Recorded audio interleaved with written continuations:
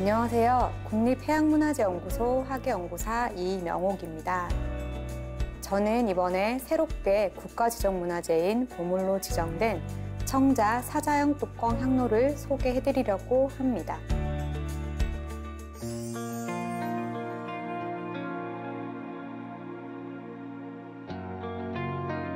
향로는 향을 태우는 도구로 고려시대에는 불교, 도교 등의 종교 행사와 국가의 공식적인 행사뿐 아니라 개인적으로는 일상생활에서 여가를 즐기는 등 다양한 용도로 사용되었습니다.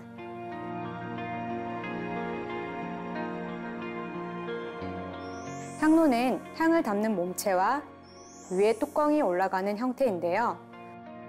둥근 형태의 몸체에는 짐승 얼굴을 조각한 다리가 붙어 있고 뚜껑에는 사자의 모습을 장식하였습니다. 몸체에 향을 피우면 동물의 입으로 연기가 빠져나가는 구조로 되어 있습니다.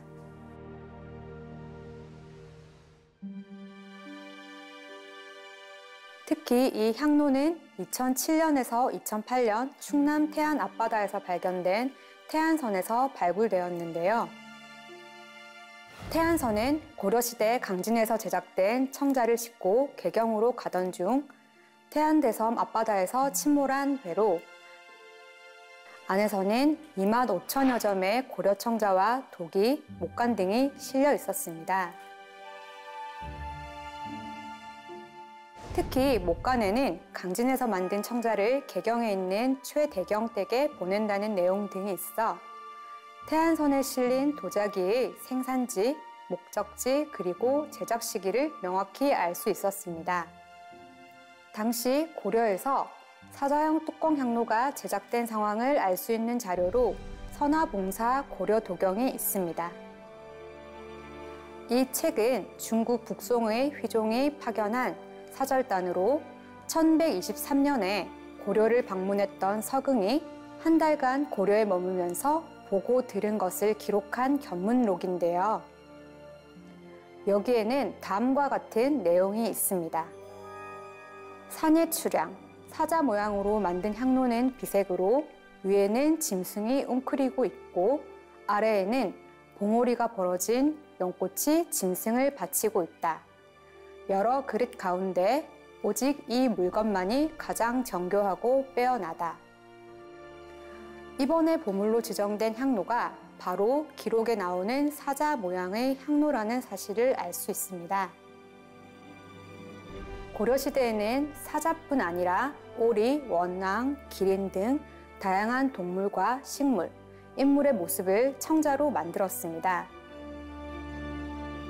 사자형 뚜껑 향로의 특징은 바로 뚜껑 위에 앉아있는 사자의 생김새인데요.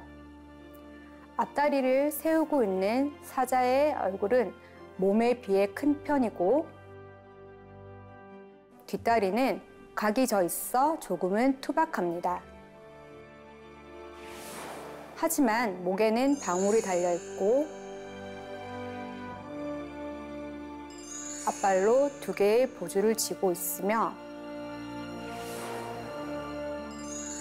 소용돌이 형태로 새긴 털은 영락 없는 사자의 모습입니다. 또한 벌린 입 사이로 뾰족한 송곳니, 살짝 내민 혓바닥 등이 보이고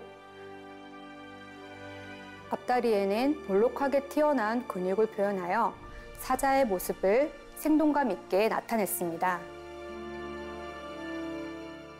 이렇게 다소 투박하고 거칠게 표현된 사자의 모습은 해학적이고 독특한 조형미를 보여주고 있는데요. 지금까지 알려진 고려 청자에서는 볼 수 없는 유일한 형태입니다.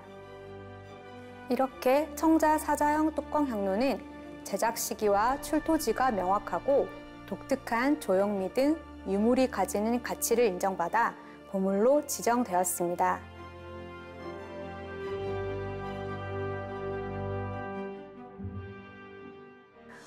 이번에 지정된 청자 사자형 뚜껑 향로는 그동안 오랜 동안 바닷속에서 잠자고 있던 것을 수중 발굴을 통해서 세상에 선보인 것입니다.